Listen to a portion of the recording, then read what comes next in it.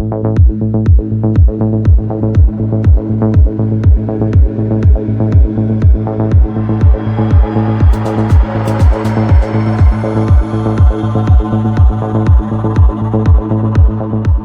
¿cómo están? Bienvenidos a Sabes.cl, el diario digital del Gran Concepción. Aquí estamos de nuevo con ustedes, iniciando una nueva semana de entrevistas. Y hoy vamos a hablar de derechos humanos con quien dirige el Instituto Nacional de Derechos Humanos aquí en la región del Biobío. Me refiero a Carolina Chang. Carolina, ¿cómo está? Bienvenida. Hola, buenos días. Carolina Chang Rojas, ya lo dije, directora del Instituto Nacional de Derechos Humanos de Biobío. Ella es de profesión abogada, estudió aquí en la Universidad Católica de la Santísima Concepción, es de la cuarta región, Coquimbo La Serena, pero ya está vecindad en cosas hace tanto rato que es una penquista más. Ha hecho ejercicio libre de la profesión como abogada, también trabajó en la Defensoría Penal Pública y hoy día dirige los destinos del Instituto Nacional de Derechos Humanos. La primera referencia que tengo yo del Instituto Nacional de Derechos Humanos, y no porque lo haya cubierto ni mucho menos, pero la primera referencia histórica que tengo es el informe Rettig. El instituto aparece, creo que en las conclusiones del informe Rettig, y de ahí nace esta institucionalidad. No es algo que nazca con el estallido social, como muchos eventualmente creen. Contémonos un poquito a la gente para partir esta conversación, ¿qué hace el Instituto Nacional de Derechos Humanos? Sí, bueno, efectivamente, la génesis del instituto parte un poco con el informe Rettig, con la comisión, puesto que en el año 91 existe en París una comisión que se llama los Principios de París y donde se establece que los estados deberíamos tener un organismo autónomo que promueva y proteja los derechos humanos. Y eso efectivamente, que ya con la ley del año 2009 se crea el instituto y nuestra función principal es esa, la promoción de los derechos humanos y por otra parte la protección de los derechos humanos a través de algunas facultades legales que se nos entrega, a través de los recursos de protección y amparo y de querellas, ya sea por delito de tortura, apremio ilegítimo, trata y tráfico migrante. Recurso de protección en caso que se vulnere alguno de los artículos de la Constitución, en el artículo 19 de la Constitución me parece que están los recursos de protección, y amparo en caso de personas detenidas. Así es. Más específicamente. ¿De quién dependen ustedes? Nosotros somos un organismo autónomo, una corporación autónoma de derecho público, no dependemos ni del Poder Ejecutivo, ni del Legislativo, ni del Judicial, y nuestros recursos dependen obviamente de la ley de presupuesto. Lo hablábamos antes de empezar esta entrevista. Hay una, no sé cómo decirlo, una especie de sensación pública que ha sido acelerada, empujada, subrayada por determinados sectores políticos en atribuirle a ustedes un accionar político casi. ¿Usted milita, Carolina Chang? No, nunca he militado en un partido político, no es, digamos, ha sido nunca interés mío, digamos, la política, y efectivamente nos ha ocurrido que tenemos muchas veces confusiones en las personas que estiman que los derechos humanos son de algún sector de la política, en particular de la izquierda, cuando en realidad los derechos humanos son de todas las personas. Sí, claro. Hablan específicamente de que los que defienden los derechos humanos o los que integran el Instituto Nacional de Derechos Humanos son comunistas, cuando en realidad, entiendo, no milita usted. No milita en ningún partido. Ya, perfecto. Entremos de lleno a los temas que tenía presupuestado, y quiero partir con el asunto de los incendios forestales, que a mí me tocó reportear harto, digamos, y visité yo particularmente el sector de Punta Lavapié. Okay. Y hay bueno, ustedes emitieron un informe sobre violaciones a los derechos humanos de las personas que resultaron afectadas con incendios forestales, que lo encontré notable porque yo no conocía el informe. Yo fui a Punta Lavapié, me di cuenta de esta cuestión que era muy rara, y después conocí el informe. Y yo dije, claro, tienen razón, y aquí concuerda el asunto. La gente de Punta Lavapié, por ejemplo, se le instalaron unos baños, no sé si conoces la situación específica, pero si no, yo te lo cuento. Le instalaron baños en la calle. Entonces la señora tiene que bajar del cerro en la noche caminando para ir al baño. Y el baño está al lado del paradero. Entonces puede ser que tú bajes al baño, haces tu necesidad y la gente está esperando en la micro y tú pasas con el confort al baño. Entonces, además la cantidad también hay que pensar que pusieron 5 baños químicos, sí, para una población importante. Para Vista Hermosa, Villa Hermosa, no me acuerdo cómo se llama. Entonces, ahí hay, no sé, no pudo haber otra alternativa, 2 dedos de frente, instalar el baño un poquito más arriba, no se puede, no sé, ¿qué pasa ahí? Claro, eso efectivamente dentro de las otras acciones, digamos, de los derechos económicos, sociales y culturales que nosotros hacemos, Y efectivamente uno se pregunta exactamente lo mismo. ¿Cómo va a ser la única solución, la única respuesta estatal a esta situación que es el incendio y que quema las fosas de los baños, las fosas de los baños de los domicilios? Y eso no se puede recuperar. Entonces, ¿qué pasa al principio? Se compran una serie de fosas que son más grandes que los terrenos. Entonces no pueden ser instaladas en las casas de las personas, las casas de emergencia. Y después de eso, nunca se logra concretar el arreglo definitivo de eso, de la situación de los baños. Nosotros hemos estado en contacto con las personas y tenemos una serie de situaciones, no solo el ir en la noche, sino que situaciones que, por ejemplo, una señora que estaba recién operada la vesícula va al baño en la noche y con el viento, como son baños químicos, había un temporal, se da vuelta dentro del baño a ella. Que las personas pierden completamente la dignidad, esa no puede ser una respuesta estatal. Entonces, nosotros hemos hecho a través de oficios distintas gestiones y efectivamente ya los recursos están, tenemos que seguir haciéndole seguimiento para que haga una solución definitiva. Pero efectivamente son soluciones parche que establece el Estado y que las únicas personas que sufren las consecuencias de esa mala formulación son las personas. Sí, sí.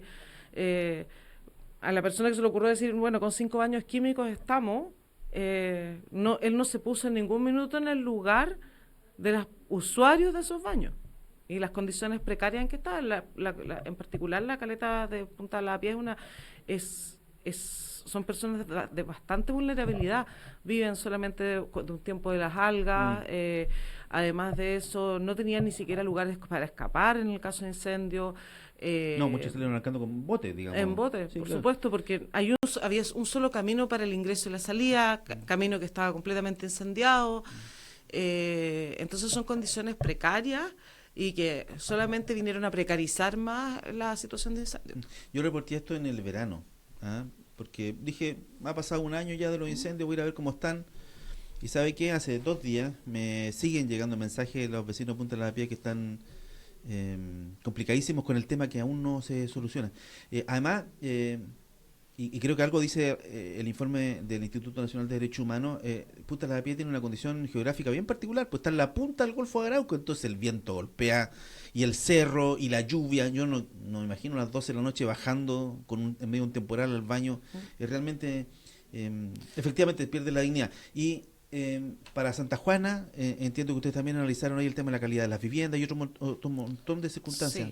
Sí, efectivamente, en Santa Juana y en Nacimiento, que también son de las comunas más afectadas, digamos, por los incendios, estuvimos viendo no solo claro, las viviendas de emergencia llegaron en bastante corto tiempo, en eso no es tanto el problema, pero sí efectivamente muchos de ellos quedaron con problemas de agua, de acceso al agua potable, y ahí es donde también tenemos un problema también como Estado. A ver, un estándar internacional de agua diaria son 100 litros.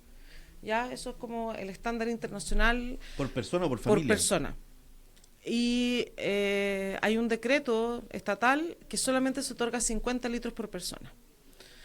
Y efectivamente muchas de las personas la cantidad de agua no les alcanza porque hay que pensar que con esos 100 litros, no solo para beber agua, hay que cocinar, hacer higiene, limpieza, una serie de otras cosas más.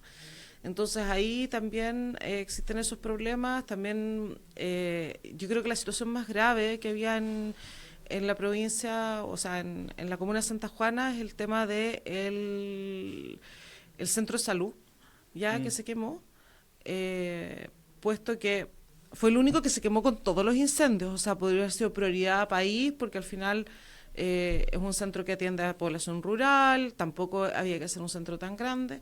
Y se pone una carpa que llegó para la emergencia de la pandemia, pero ni siquiera se instala completa, porque esas carpas que son de la ONU, son carpas que vienen con un generador eléctrico que regula la temperatura y trae una serie de funciones que se pueden hacer que sea práctica, pero solamente instalan la carpa. Entonces...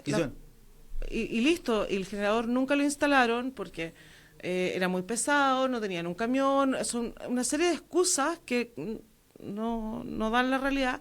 ¿Y en qué termina? En que esta carpa de partida se empieza un poco a caer y además adentro hay alrededor de, en el verano llegar a los 50 grados y en invierno bajó la temperatura, empezaron a llegar los ratones, un sector rural, no había lugar para almacenamiento de los medicamentos, no había lugar digno para atención.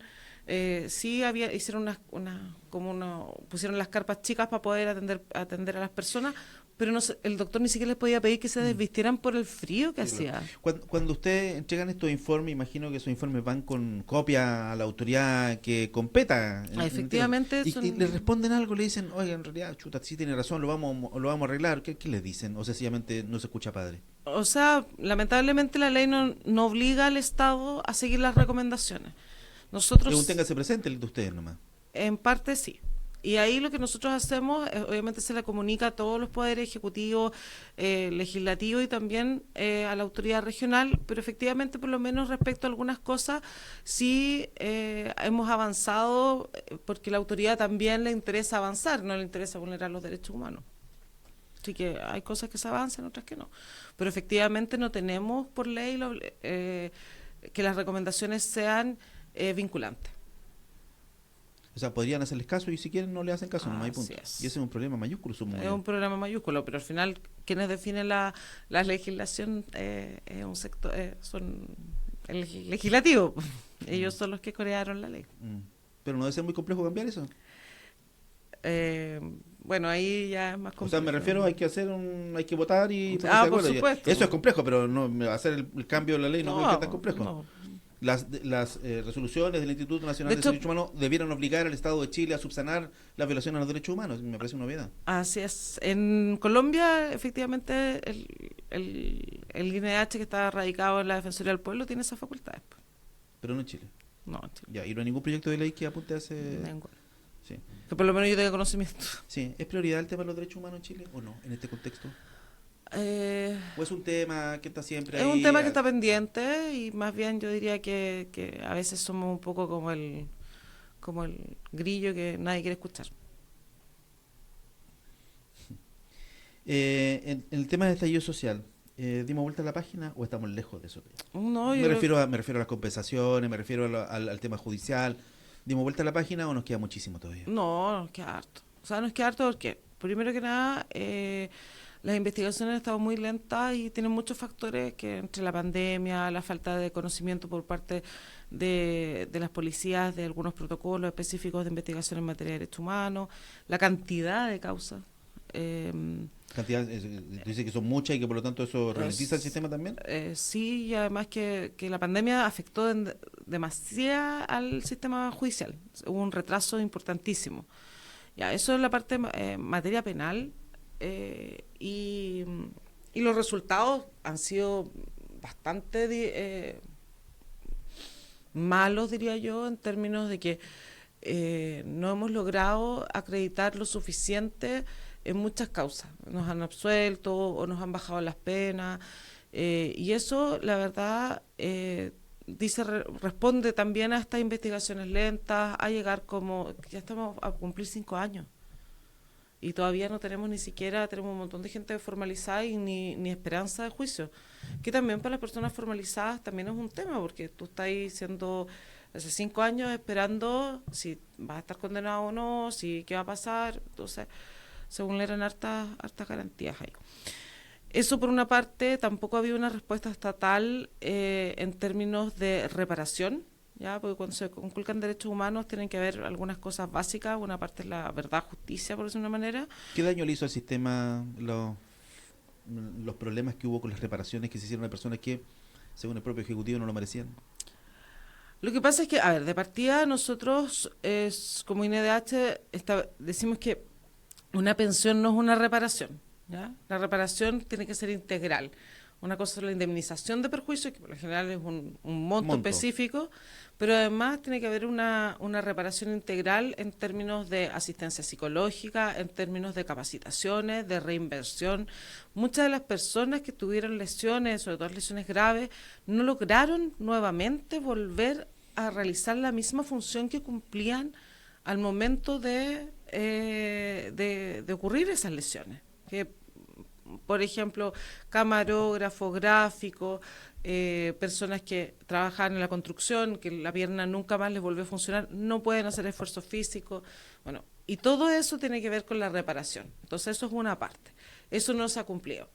Respecto a las pensiones que entregó el gobierno, a nosotros por glosa nos obliga, por la ley, se nos obliga a generar un certificado de víctima. En las causas en que nosotros llevábamos, nosotros efectivamente decíamos, esta persona es víctima porque llevaba una causa, qué sé yo, Ahora, quien decidía si entregaba o no esa pensión era el Ejecutivo. Y el Ejecutivo decidió dar pensiones cumpliendo o no los requisitos, y eso ya es materia de investigación, digamos. Pero efectivamente, para nosotros, una pensión no es una reparación. Y ni hablar de que también tiene que existir, en caso de conculcaciones de esta especie, garantías de no repetición. ¿Qué pasó con qué pasó con el tema de había un proyecto, me parece, no estoy seguro, impulsado por el Ministerio de Salud por el tema de la reparación de las personas que hayan perdido la vista, por ejemplo? Sí. Eso yo nunca más volví a saber qué pasó con eso. ¿Se hizo, no se hizo? ¿Se hizo bien, se hizo mal? Sí, efectivamente existe el programa PIRO, programa que hoy día tiene otro nombre, pero Pacto, ¿sí? Tiene otro nombre, pero efectivamente ha sido una reparación muy lenta, con mucha dificultad para que las personas en regiones puedan acceder a ese programa, y al momento de acceder tienen alta espera, o sea, tampoco es que se les dio una alta prioridad pensando en la situación en la que estaban. ¿Entra como al sistema normal de atención de salud? Entran al sistema normal de atención de salud y con las esperas que hay en la atención de salud. Y la verdad es que si bien se les establece recursos para comprar sobre todo las prótesis de los ojos, tampoco venía de la mano con atención psicológica. La verdad es que las víctimas están bastante disconformes con el sistema, con el después programa. de esta conversación, vamos a conversar un par de minutos más. Siento que hay un denominador común, digamos. Como que las cosas se hacen mal. Como que está la intención de, ok, reparemos a las víctimas, pero finalmente entra un sistema en donde hay mucha burocracia y las cosas se hacen mal. ¿Qué pasa ahí? ¿Cuál es el problema ahí? ¿Es un problema de prioridad? Vuelvo a la pregunta, si es importante en Chile el tema de los derechos humanos o no. Si fuera importante, no tendríamos esto que tú me acabas de describir, o lo que me describiste anteriormente, digamos. Si fuera la prioridad, no es prioridad en absoluto el tema de los derechos humanos. ¿O sí? No lo sé. No, yo a veces, o sea, yo creo que no. Yo creo que todavía en Chile falta una cultura de respeto a los derechos humanos, donde existe un enfoque en derechos humanos al generar políticas públicas, al generar, qué sé yo, incluso las medidas de emergencia no se miran con enfoque de derechos humanos.